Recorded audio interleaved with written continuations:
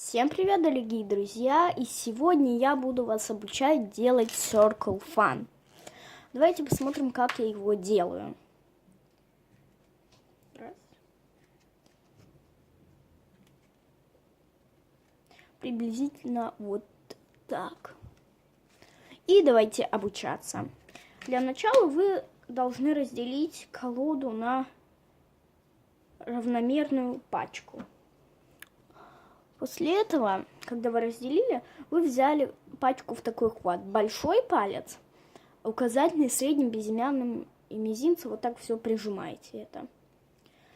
После этого для начала вы раскрываете карты указательным, потом средним, безымянным и мизинцем. И чтобы это у вас получалось равномерно. Допустим, я сейчас указательным, средним, безымянным и мизинцем. Вот. Указательным, средним, безымянным и мизинцем. Вот так.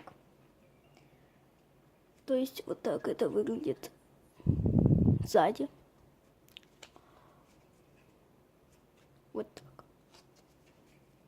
И когда вы научились делать на одной руке, вы можете приступать к другой. То же самое взяли в такой хват. И после этого то же самое раскрываете. Указательный, средний, безымянный и мизинцем.